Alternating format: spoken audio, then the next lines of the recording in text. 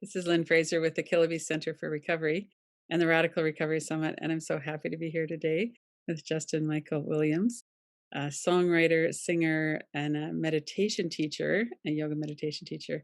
So we have a lot in common in not the singer and songwriter part, but certainly in the meditation part. And with the Radical Recovery Summit, I really like to get a wide range of people that are working, maybe not directly in the field of addiction, but in all of the underlying things that lead people into addiction. And so that's one of the reasons why I thought it would be really interesting to get your view on this and how it is that you're working with people. And I've got lots of things that I want to bring in terms of the big dreams and the stay woke in your book and all of that. So why don't we start with just saying welcome to be here, and what would you like to say, and how would you like to get started about how you got to where you are, how you got from your childhood to here? Wow. Well, Lynn, I just want to say thank you for having me. As we got a chance to just briefly talk about before we started, this is a really big topic for me and a place that I love doing work. There's a lot of addiction and a lot of beautiful recovery in my family, Mhm. directly with so many members of my family, and so I have a lot of direct experience with this, including my own experiences with a substance and different forms of addiction in my life. And so I think the reason why I share that right up top is, as it comes to how I got here, I think there's a lot that can be said. But for me, I grew up quite literally in a home with gunshot holes on the outside of my house, and with domestic violence and with trauma. And what's interesting is, right now, as I'm doing this interview, I'm home with my family, not in the same house, Oh, for the holidays. So this is not my normal background. I'm okay. actually at my sister's house, Mhm. and when you grow up with any kind of trauma and conditioning, no matter how much money you grew up with or how good of a family you grew up with, we all have our stuff, right? And we learn to adapt to that. All of us do. And I think my adaptation was an adaptation that on the outside looks healthy, but has Uh, a big shadow. And some mhm. people's adaptation is directly to go into what looks like trouble. But Mm. my adaptation was to become what I've been calling, and what I call in my book, a chronic overachiever. Right. And when you're that chronic overachiever, what happens? Your self worth gets completely entangled with Mm. your achievements and your validation. And we don't know who we are and what we're worth outside of what we do and what we produce and what we accomplish. And then when you strip that away, then what's left? And so, for me, I always said, like, I was the best overachiever. I I accomplished everything on the list, like growing up in this environment, and my siblings were not the same, but I Mhm. graduated the top of my class. I got a full ride academic scholarship to go to UCLA. I was class president. I got into the most impacted major. I went to college. I came out of the closet. I had this moment where I got to college at UCLA having more money than I've ever had in my life from scholarships, living free. And I said, my life looks exactly how I've always imagined on the outside. Mhm. But then there was this big moment sitting on my dorm room floor when I was 19 years old, and I was struggling with an eating disorder at the time. And I said, how is it that my life looks exactly how I've always dreamed of on the outside, and I'm still miserable? I'm still Mm. not happy. I'm still not happy. And I think Mhm. we all have these experiences which Mhm. drive us to do different things, where we've tried to change the things on the outside, right? We've Right. tried to change all the things: the job, the hair, the car, the dating, the person, the city, the whatever. And I love, one of my friends, who's become a friend now on this path, my soul brother, John Kabat-Zinn, he says, wherever you go, you are. There you are. And there Mhm. you are, and so I tell that story because the way that I got from being boy who grew up in a home with gunshot holes outside of his house, through this crazy path of overachiever, and then my own forms of addiction and self-harm, into being in a space where now I have the blessing, really the honor, of getting to travel and speak and teach. And I mean, not much travel happening now, but traveling over Zoom, Yeah, in yeah, 40 countries around the world, and being able to help empower people to step beyond their limiting beliefs and into their dreams is because I had to go through this deep journey myself, you right. know, really of understanding, okay, I went to a therapist when I was 19, and he said to me, "Hey, kid, it looks like you're trying to find all your happiness outside of yourself. Have you ever tried finding it within?" And me at 19, this is 15, 16 years ago. And I'm looking and I'm at him and I'm like, within? Like, what are you talking about? Like, where? Like, I don't know. I Where? knew that there's like a God out there and then there's me. And so, what is this happiness within? And that question is what like set me on this journey of becoming what I think is like a self-help junkie, is what I've become now. Yeah, I think I would probably qualify for that too. Yeah. And then just, like you're doing, Lynn, it's just, and then just being excited to share with other people what I think actually Mhm. works. That's Right. the piece of, I think, what I teach and what I hope to accomplish even today with everybody listening and in Mhm. all of my work is I think there are lots of conversations about change, but very few conversations that actually change something. And so I feel like my role or what I'd like to do is get us into conversations that can actually help us change something in a tactical, practical way. So Right. that's the So cliff. that yeah, there's a lot to unpack there. So you're 19 years old, you're wondering where this elusive happiness is gonna be found. So what are you and I've read your book, Stay Woke, and it's a beautiful book and so much practical application in there. So I get what you mean when you're talking about how can we really change. Yeah, So you've come through this really traumatic childhood yeah. with violence and addiction, and then you get to this point where you've discovered that overachieving isn't really actually healing. So what happened then? What was your process then? So back then, this process of realizing that it wasn't working, that is the part that at first, before I started to find my pathway into practice, is what kind of set me into a depression of sorts. And Okay. I got, an eating disorder, which in high school, so in college, I mean, right now, you can never tell on Zoom, but I'm about 6 feet tall. I'm really 5'11", but my hair gives me an inch or two. and and I weigh about 160 pounds, maybe 165 after the holiday. Mhm. And then in my freshman year of college, I weighed 115, Oh. 115 pounds. Mm, Um, I was really tiny and still thought I was overweight. And I think it was just because I was trying to find something like, what's wrong? There must be something wrong that like I haven't fixed. And mhm, still looking outside, looking at my physical body. And what happened that changed everything for me is I was told to try this thing called meditation. Now you have to remember, like when this happened, like I knew meditation was around, but like Oprah hadn't done a meditation challenge. I didn't know any black people meditating. I never even heard of that. It just was yeah, like this foreign concept to me at 19, not like it is now for kids. And mhm. I look at the therapist who recommended that to me, and I literally said, "Meta what?" I was like, "Isn't that worshiping the devil? What is that? I don't know about that." Uh-huh. And I tried it a few times and I hated it. I thought it was so stupid. I could not fathom how anybody was sitting there looking at these candle flames for an hour. Like I just was so confused and I just felt like I was doing it wrong. So I gave up.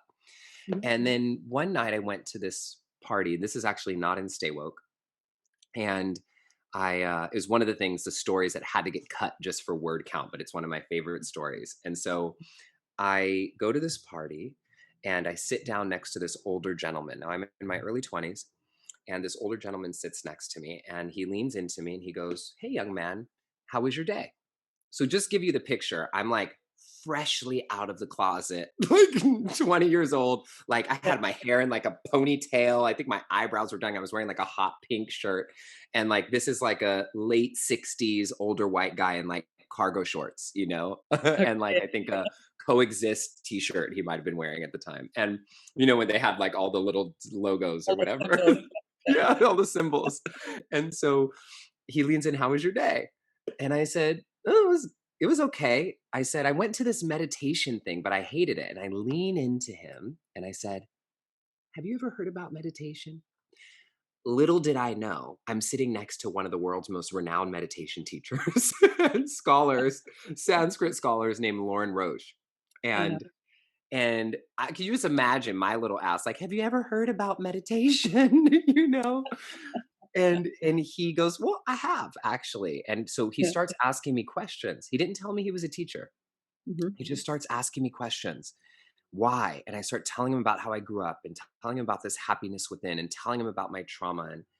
And he rips off a piece of paper and writes his phone number down on it and says, "All right, kid, here's my number.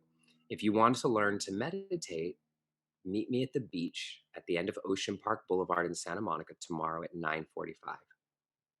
And I was like, "Well, I have class at 9:45. Can we do another time?" And he goes, "Can we do 10:45?" I said, "Okay." So I get his number. And to be honest with you, I thought he was trying to pick me up. I didn't know what was going on. I said, "Meet you at the beach. I'm not sure, because I didn't know he was a teacher." And so Right. after that happened, I went to one of my friends and told her what happened. And she goes, "Oh my God, do you know who that is? Like, he wrote Meditation Made Easy. He wrote the Radiant Sutras. He wrote these incredible books. You should go. He charges all this money to go. Go." So I Mhm. go. And the practice that I did with him that day, which is a similar practice I'm going to do with you all today, changed the trajectory of my whole life. It was one of those moments where you go, my life after that and before that were two completely different things. So I Mhm. sit down with him and I do this practice. And for the first time ever, I felt like I was somebody who was actually meditating, not someone who was trying to meditate. And Mm. for the first time ever, I felt like I actually felt a future where my possibilities were bigger than my circumstances. And for a Mhm. boy growing up how I grew up, and for those of us who have dealt with addiction or all the things that we're dealing with, like to see a future where possibility is bigger than the circumstance is a big deal, you Yeah. know? And so the end of that story I'll just share is I finished the practice and Lauren says to me, "All right, kid, I want you to try this every day for 2 weeks. And I want you to check in with me every single day. Mhm. And if you feel like this works for you, I'll teach you everything I know." And I look at him and I was like, "Why?" Like, I'm still thinking, what does this guy want?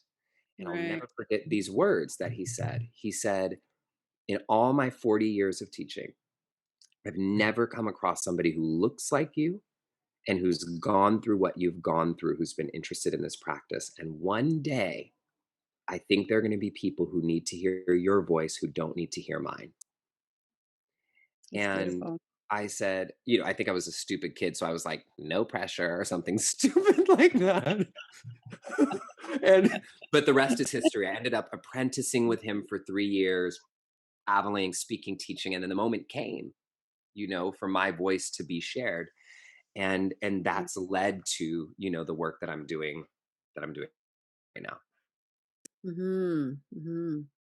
So one of the things you talk about is the effect of trauma as being that where all of our dreams are going towards security and safety and not going into a life that we actually might want to have.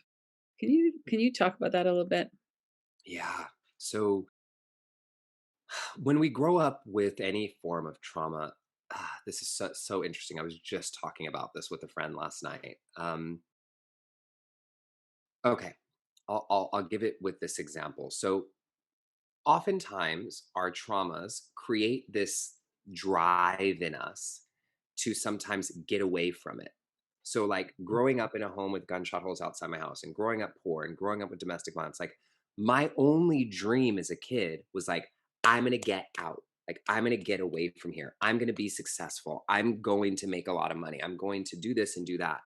And so we create this dynamic where here's our past, here's our pain, here's our trauma, and we're just running from it. We're getting Yeah. as far away from it as we can. And what we don't recognize is in all that running, this is still running the show.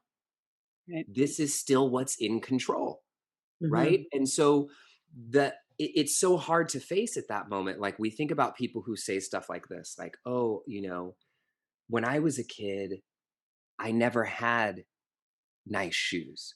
And so now I get all the nice shoes that I want and I buy all these nice shoes. Okay. So the trauma of not having the nice shoes is still affecting your life and controlling your outcomes and your choices now. It's not that, oh, now you're in a better spot. It's just now you have more money and so you're showing up to this trauma differently.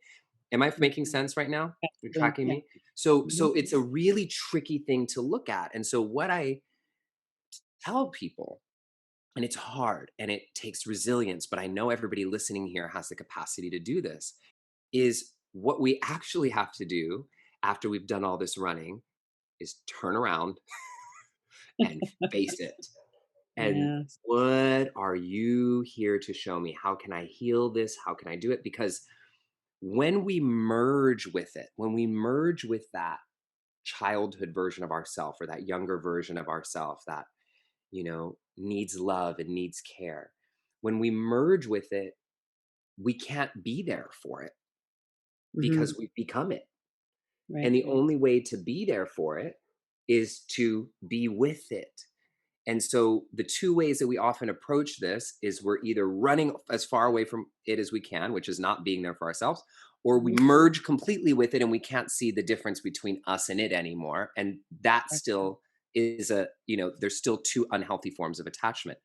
So Mhm. how do we stand with it to learn what it is that needs to be healed in us so that we can find the real dream for our life, the real mission that's coming up for you, that's not a response or a reaction Right. to your trauma only, only. So, Mm. yeah. So so your life took a big turn. Now, did you work directly with the trauma, feeling what was going on, staying present with that? Did you, what was your process like around that? Do you feel like people need to go in and feel some of those really difficult um, feelings and the terror and the distress?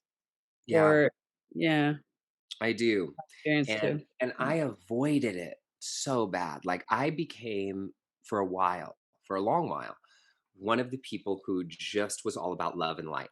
Like if I just think Mhm. positive, if I just keep thinking positive, I listen to the podcast, I read the books, I do my prayers, I do the this, then like I don't need to face that stuff, Right. like I'm beyond that stuff. Mhm. And then one of my teachers, her name's Sienna Sherman, one day she said to me, she was encouraging me to do, and I was doing therapy, I was doing that, but she was encouraging me to dive deeper and Mhm. go into doing what's called shadow work, which I weave a little bit of it into the book, but without calling it that, And Right. um, shadow work, for people who are going, what's that?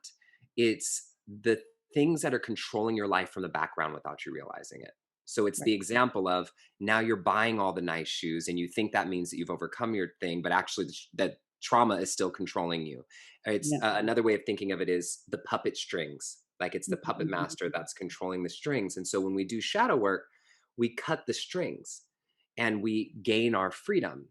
And um, I'll say this. So the difference between like traditional therapy, which I'm not saying is bad, I do traditional therapy still, and shadow work is one of the ways traditional Western therapy is built is similar to all other Western medicine. Like it's often treating the symptom.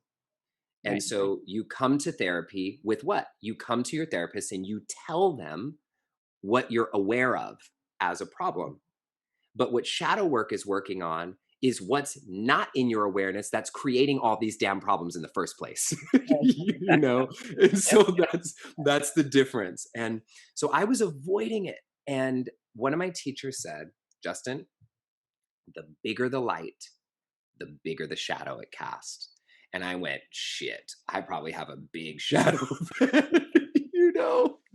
Yeah, yeah, exactly. We all do. And so, yes, and yes, you need to face it, Mhm, and you can't do it alone, fully alone. You mhm, know, certain things you can do alone, and certain things you need some support.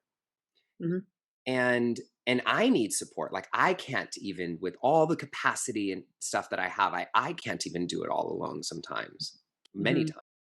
And so mhm, what I tell people is, when you feel like you're stuck and you're hitting a roadblock, you're not wrong. Nothing's wrong with you. You haven't done anything bad. You just need some support to get you through. And that support now, luckily, in the way that we're living today, it's so available.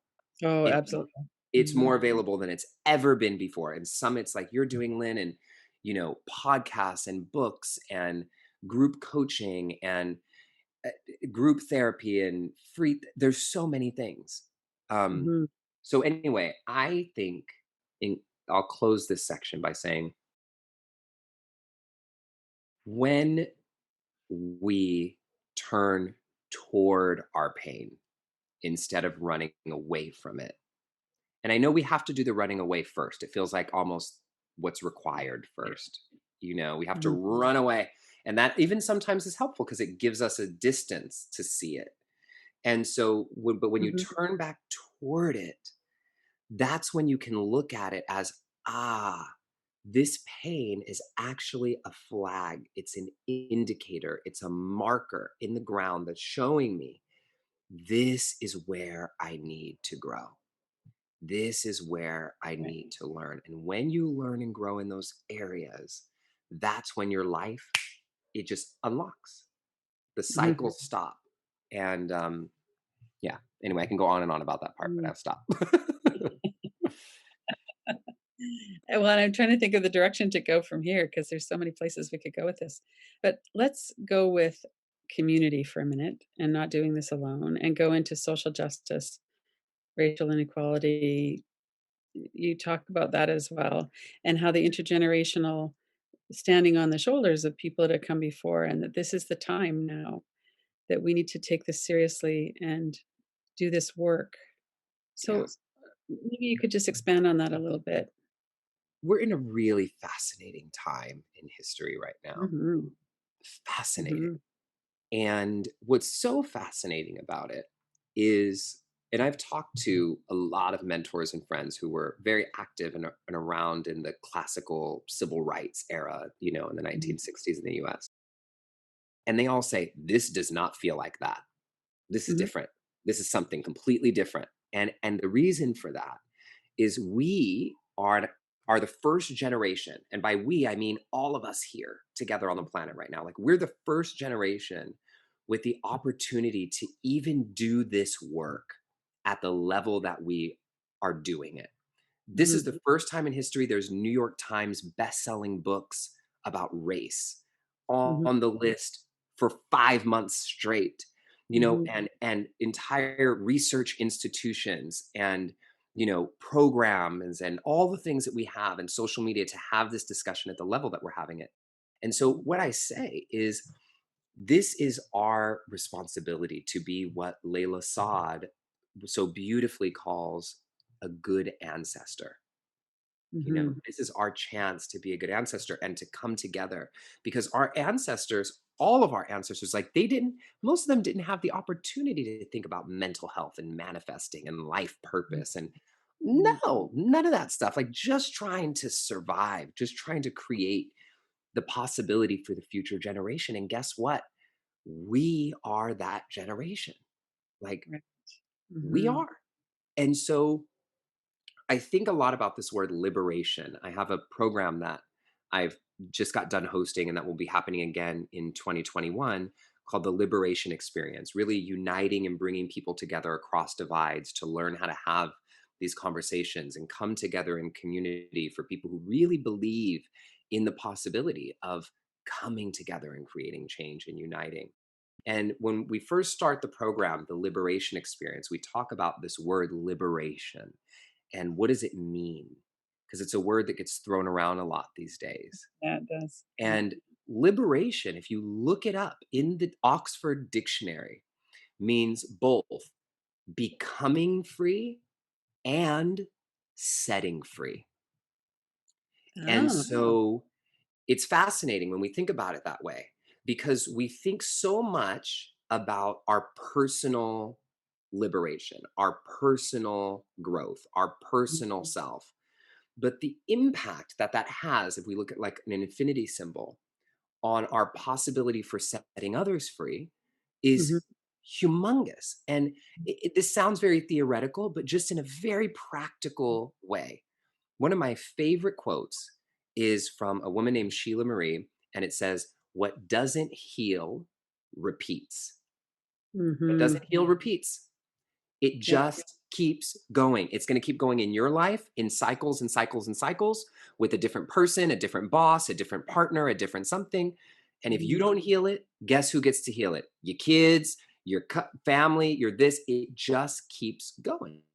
And this is mhm, the same for recovery and addiction, right? Like my grandfather was in recovery, mhm, my dad was in recovery. I now personally have not been in recovery, but I say I practice sobriety because I've worked on, okay, what is this part of my personality? I know it's coming. My dad and my grandpa have done this work. We've gotten to have deep talks about it. And I mhm, don't drink. I just don't. I have had four years now, no alcohol by choice, not from recovery. And I'm not saying that recovery or not, I'm not placing any mhm, judgment on that. But, mhm, but what I'm saying is I get to have a completely different relationship with it because mhm. of the work that was done for the generations before me. Right. And Yeah. so the work that you are all doing is setting up what's coming in the future. Mhm, mhm. So that's Yeah. anyway, you got Mhm. it. Well, and one of the things that comes to mind is, I was doing your meditation, but as a lesbian in feminist and really activist in the '70s and '80s, I look at my life now, and one of the things that occurred to me is I'm not as much of an activist as I used to be. Mhm. And but when I really look at it, what I'm doing is helping people heal from their trauma, and that's also a form of activism. Because I was feeling kinda like, well, what happened to all that fire from when I was this young person who was just on fire for justice? And I'm still on fire for it, but it's just in a different format, a different way. But Yeah. something that I think is really important to circle back to what you were just saying is, 50 years ago, 30, 20, even 10 years ago, not very many people knew the word trauma and what that meant. We didn't know about the nervous system. Stephen Porges is gonna be coming on the summit to talk about the polyvagal system. And his work and the work of so many people that have been doing this is really is really transforming people's experience in it is okay to come and be with what's difficult. And we have all kinds of examples now of that. Well, yes. And one thing that you're saying, Lynn, that feels really important to me is what you're doing is deep activism Mhm. Mhm. because and it's deep liberation, which I think is really important because I tell people I consider myself like an inner activist. And Mm. when people first hear me say that, what happens to a lot of my friends who are like in the classical activist community is they roll their eyes and they think, okay, what do you do? Because I'm not somebody who is best used protesting or marching. Like I'll go, but like organizing that is not any use of my skills. It's not using any of my skill sets. And so the reason why the inner activism part is so important and what you're doing is so important and this work that we're all doing, everybody who's here is important, is because if we don't do the internal work that it takes to actually change the external circumstances, then all the external work we're doing will never have the impact that we want it to have. And Yes, it that's so sounds, it's like we can use every hashtag in the books. We could Black Lives Matter. We can defund the police. We can elect a new president, which we just did. We can do all this kind of stuff. But if we haven't changed within, we're just mhm. going to end up rebuilding the same thing. Yeah, It's the only thing we could possibly do. Because what is a nation? But Marianne Williamson says this: what is a nation but a collection of individuals? right. And so we have to change internally first. And not saying change first. First, it's probably a wrong word. What we need to do is our external work needs to be met and matched with the Yeah. same level of internal work. Not because the external work and the protesting and the marching and the systemic, all that doesn't matter, but because it matters so much that we Mm, have to do the internal work so that it can last. right. Yeah. And so I just want to add one more piece onto this, if that's okay, because I think, Mhm. this sounds for a lot of people, they're like, okay, sure. But to thread this through, and I think this threads our conversation so beautifully, how many people listening have been in a relationship with somebody, whether it's romantic or not, got out of that relationship because you realized it wasn't right for you, Mhm. then got into a new relationship with a completely different person, and soon realized you're in the same relationship, but with a different person with a different name. Same problems, same conversation, same stuff. That's because you haven't changed within to show Mhm. up for any relationship differently. Mhm. And so you're going to keep creating the same relationship. And that goes with your relationship with people, your relationship with your body, with your job, with your creativity, with your money, and with social justice. Mhm. And so this is for me why I say that I'm doing the internal part of the activism so that the people who are doing the external part can have like so much more force and power with what they're doing. And that's Right. what you're doing. So Yeah, so that seems like a good lead up to a guided meditation. Do you wanna yes, do that now? sure. Yeah. Yes. Um, all right. So we're going to do a practice that's very similar to the practice that I did on the beach that day with Lauren. I always love guiding people through this. And I call this practice the dream bigger meditation. And what I'll invite you to do as we do this practice is to first get very comfortable. So, however you're sitting, just see if you can get like 5% more comfortable than you are now. So, just like chill. I'm just going to actually kind of sit back a little bit. And if you hear any noises, the neighbors have a dog, something, if you hear anything, just it's not bothering me. Try not to let it bother you. Just welcome it in, even in your own space. And I always think of it like every time I'm going to lead a meditation and somebody's dog starts barking, I'm like, isn't that how life works? Right. Right when we think we're going to get calm. Now, here we go. Start by sitting. And I want everybody to start with their eyes open and find something in the space that you're in, not the screen preferably, but something in the space that you're in to look directly at. And just, it could be a spot on the wall. It doesn't have to be a special spot, but I want you to focus your eyes on one point in your space that you're in your room. And try to look at this spot without moving your eyes, and then place your hands over your heart, one over the other. Take a deep breath in, looking at this space, and a deep breath out. And now, looking straight at this point without moving your eyes, I want you to start to expand your peripheral awareness. So, notice how, without moving your eyes, notice how far to the right of you you can see without moving your eyes from this point to the best of your ability. And then notice how far to the left of you you can see without moving your eyes. And notice how far above and below you you can see, all without moving your eyes, and just start to feel the expansiveness. Take in as many colors and textures and shadows and patterns of light that you might be able to find. And just notice the expansiveness here. And notice what we're doing with our eyes right now, focusing on a point and welcoming in the expansiveness, the diversity of our space. What we're doing with our eyes is the same thing you're invited to do with your mind when you meditate. You focus on a spot or a point with gentle awareness. And then you welcome in the diversity and the colors and the textures of your internal landscape, your emotions, your thoughts, feelings, sensations. So you know how to do this. It's just a great metaphor to remind us of the spaciousness that we want to invite into our minds as we practice. So, with that in mind, take a deep breath in and a deep breath out. And then, if you feel comfortable, I invite you to close your eyes when you feel ready. And if you choose to keep them open, that's fine too. Just keep like a soft gaze with your eyes blurred out a little bit so you don't get distracted.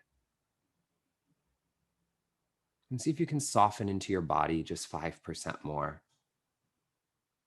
And I'm going to invite you now into a short visualization with me. And I want you to remember as you visualize that some of us visualize with images, meaning we see pictures or movies in our minds, but some of us don't see that clearly at all when we imagine. Some of us visualize with sight, some of us visualize with sound, hearing things, some of us visualize with smell. Some of us visualize or imagine with taste or even with emotion or physical sensation, feeling kinesthetically in our bodies.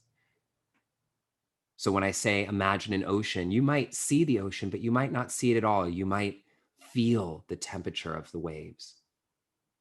And so as I'm guiding you through this process, know that if I'm telling you to see something or hear something, if you don't see it or you don't hear it, you're not doing it wrong. Don't force it. Just notice what you do notice. There's no way to do this wrong. Let's begin. On the count of 3, I want you to exhale everything out of your system through your nose. 1, 2, 3. Exhale everything out and come to completely empty. Now, to my count of 3, inhale for 1, 2, 3. Hold for 1, 2, 3. Exhale 1, 2, 3. Again, deeper this time. Inhale 1, 2, 3. Hold for 1, 2, 3. Exhale 1, 2, 3. Great. One more time. Inhale deeply. 1, 2, deeper. 3. Hold this one a little bit longer. See if you can sip in a little bit more air, breathing all the way up into your collarbone and your throat and your jawline. And then as slowly and softly as you can, let it all out. As quietly as possible and slowly as possible, let it all go. And now we're going to visualize, and you can just breathe normally now. I want you to imagine a future version of yourself who is living the life of your dreams. You have the body you've always wanted, you're in the house you've always wanted, you have the money you've always wanted, you're in the relationships you've always wanted, your creativity is the way you've always wanted. Everything is exactly as you've always wanted and dreamed of. And if that feels impossible, good. Because if we can't think beyond our current circumstances, we'll never be able to live beyond them. So let yourself just go there with me. You can rub a magic lamp, all circumstances surmounted. What do you notice? And you might have multiple images kind of shuffling in front of your mind or feel a little unsettled in it. Just see if you can let one thing pop up to the surface, trusting whatever you see. And let's dimensionalize this a little bit. So I want you to notice in this vision as you look at this future you, are you indoor or are you outdoor in the vision? What is this future you wearing? What colors do you see? And what's happening in the environment around you that indicates to you that you're living the life of your dreams? Do you hear anything? Do you taste anything? Do you smell anything? Do you feel anything on your skin, the future you? Maybe a temperature or clothing or anything touching you? And is there an emotional quality that you can tap into? How does this future you feel to be living the life of your dreams? Is there anybody there with you? Or are you alone? And now I'm going to ask you a question. And I want you to answer this question using one, two, or three words. First words that come to mind. Here's your question. As you look at this future version of you who's living the life of your dreams, what energy do you need to cultivate more of in your life now, today, to become that person that you're seeing in your vision? I'll ask it again. What energy do you need to cultivate more of in your life now, today, to become closer to being that person that you see in your vision? One, two, or three words.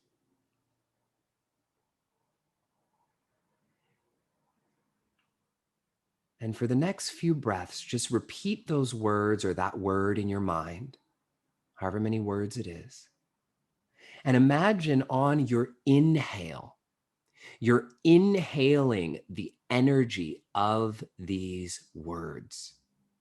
It's healing you, soothing you, covering every crevice of your inner and outer body like you're taking a shower in it on each inhale. And on the exhales, imagine you're sending that energy out to everyone who needs it. So inhale, the energy comes into you. Exhale, you're sending the energy out to everyone who needs it. And just do 3 more rounds of that on your own cycle, breathing a little bit more deeply. Inhaling what you need, bathing, soothing, healing, cleansing. Exhale, supporting, offering it out with love.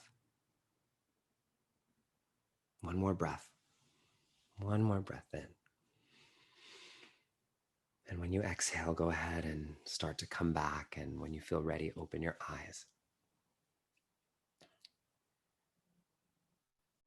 and welcome yourself back. So give you a moment to just settle with that. For some people, a lot arises. And for some people, not that much arises, which feels like a lot because you're like, not that much arose. What happened? And so I want to just tell you how powerful what we just did was. Simple, sounds simple. But every personal growth, anything that you've ever read or done, follows some version of this system. It says, here's who you are now. Here's who you want to become. There's a gap. And notice I didn't ask you, what do you need to do to fill the gap? It's who do you need to be? Who do you need to become to fill this gap? And what's happened in wellness and in mindfulness, and as we're really decolonizing our wellness and mindfulness practices these days, what's happened is we've been trained to think that we have to constantly look outside of ourselves to ask a teacher or a guru or an app or a person, hey, you out there, can you tell me what I need to be well? Can you tell me? And then we do these practices and they don't quite fit and then they don't work. And then we feel like we're doing something wrong. And then we have to do another program and another thing. And we end up in this cycle. But at the same time, we're told the answers are within.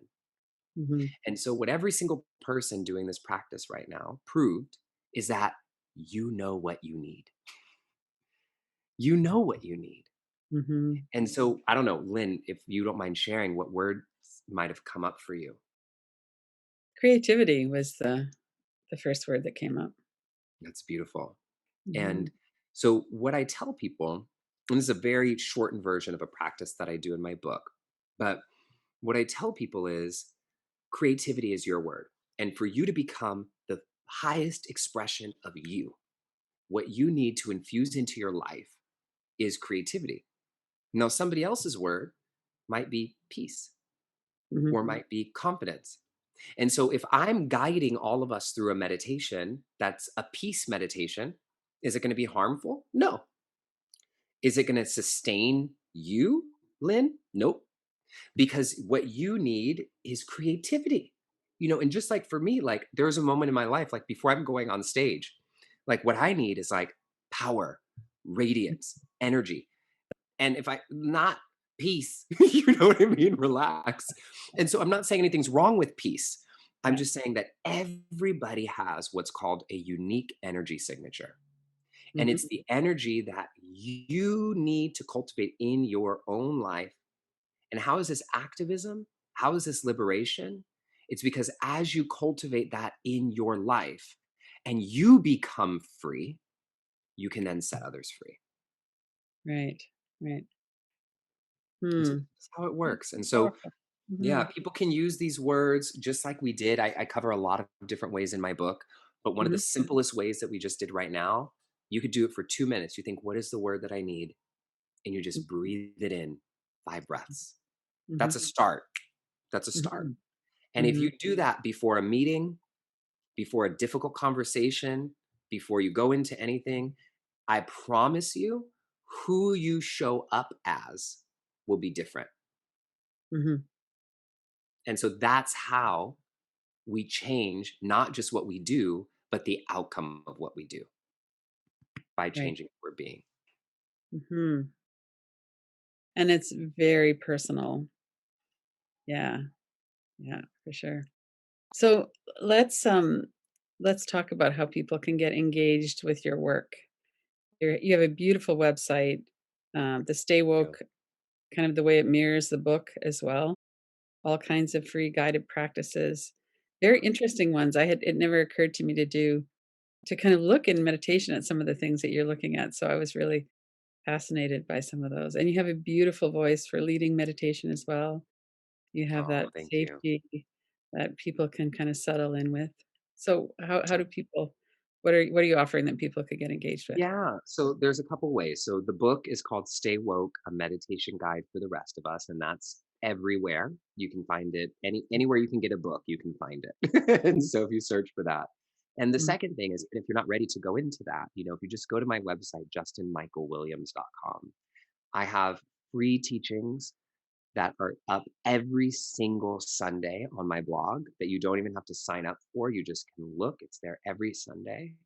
We do something in my community called the Kingdom. And it's if you imagine church, Super Soul Sunday, and a TED Talk having a baby. Boop. It's that every Sunday, and it's totally free for everyone always. There's no donation bucket passed. You just come. It's our community's way of coming together. Now you are all welcome here into our community. So if you just go to my website, which is justinmichaelwilliams.com, that's justinmichaelwilliams.com, you can see all of the previous episodes of the Kingdom in the blog.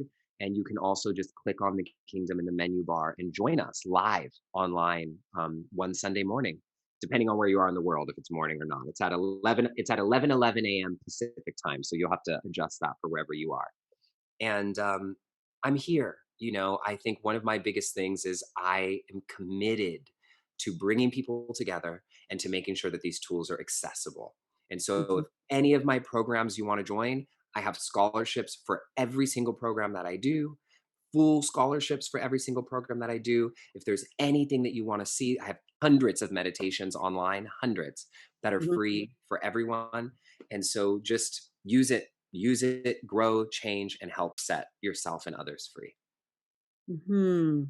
Yeah, that's beautiful. So one of the things that, we look a lot at is our deficiency beliefs, and I'm not good enough, I'm not enough. And so you have a song that we're gonna finish I this do. with. So why So, don't we move into that? But before we do that, is there anything that you wanted to kind of share, someone who needs a bit of encouragement in this, maybe someone who's kind of new? What would yeah, you I think what I'd like to say ties in perfectly with this song that we're about to do together. Mhm. And it's this. It's that no matter how much you read, no matter how many podcasts you listen to, summits you do, how much you learn or grow, there's always going to be that child inside of each of us who just wants to know that they're enough, Mm. not just for what they do, but for who they are. Mhm. And there's this quote that I love, that it's never too late to have a good childhood. I think it's gonna be, but it's an interesting one, because what we learn is we get to show up for ourselves in Mhm. the way that people maybe didn't know how to show up for us.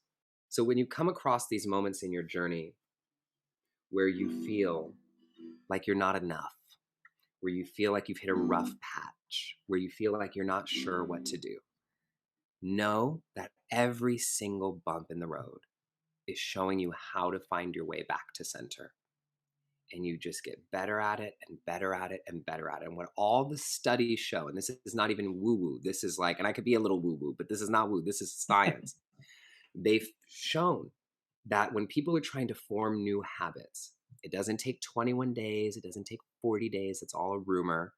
What the study shows, it takes between 18 and 254 days to make or break a new habit. Now you might be saying, wow, it's a lot of days, right? Depending on your motivation and what the habit is. For example, it's easier to make a new habit of drinking a glass of water every day than to run a mile every day, right? You can imagine. Right. Right. And so many of us, and I think everyone listening is in a habit formation process and a habit breaking process. And the most empowering part of the study is they found that it, for people who fall off track, because we all are going to fall off track, if you are kind and compassionate with yourself, it Mhm. has no long-term effect. If you fall off track, has no long-term effect on your habit formation process. But if Ah, you beat yourself up, it actually makes you take longer to change the habit. yeah. And so when you fall off track, we all fall off track. I fall off track all the time, you know?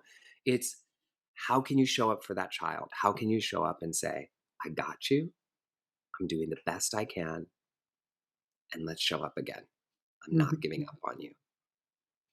So anyway, Mhm. hopefully that's helpful for people who are on their journey. And so this Mhm. song is called I Am Enough. And words are, I am enough. I am golden, baby. Yeah. So what I want to invite you to do is, we imagined a future version of ourselves just a moment ago. And I want you now to imagine a childhood version of yourself. Just for a moment, we'll do this very quickly. So imagine a childhood you. You can close your eyes. And I want you to notice, is that childhood you indoor, outdoor? What color are they wearing? Is there anybody there with them? And most importantly, what did that childhood you need most in their life at that time? What did they need to hear? What did they need to know? And right now, we get to tell that child inside of each of us that they are enough, that they are worthy, and that we're not giving up on them. This is I Am Enough. Little girl, don't cry. You've been in pain enough. No. Little boy, don't hide. You've been afraid enough. One day I'll look into your eyes, show you you don't need to hide behind disguise. No. Spread your wings, you're terrified. Don't be afraid, you're born to fly. I'm by your side, yeah. I am enough. I am golden, baby. Yeah. I am enough. I am enough. That's the words, come on. enough. Oh, I am golden, baby. I am enough. I am enough. Oh, little boy, it's alright. You've taken the blame. You've taken the blame. Enough. Enough. Little girl, don't hide. You've been ashamed. Enough. One day I'll look into your eyes, show you don't need to hide behind disguise. No. Spread your wings, you're terrified. Don't be afraid, you're born to fly. I'm by your side. Here we go, say I am enough. Hey, I am golden, baby. I am enough. Try even whispering it with me for your heart. One more time, come on, together. I am enough. I am golden, baby. I am enough. I am enough. Oh, you are enough. You are golden, baby. You are enough. All right, so for the last round, I want you to put your hands over your heart, and you're gonna say, you are enough, like you're singing it to that childhood you inside of you. And you can either sing it, or you can say it, or you can whisper it, whatever works for you. Come on. You are enough. You are golden, baby. You are enough. All right, you get another shot, like you mean it. You are enough. To that child in you, say, you are enough.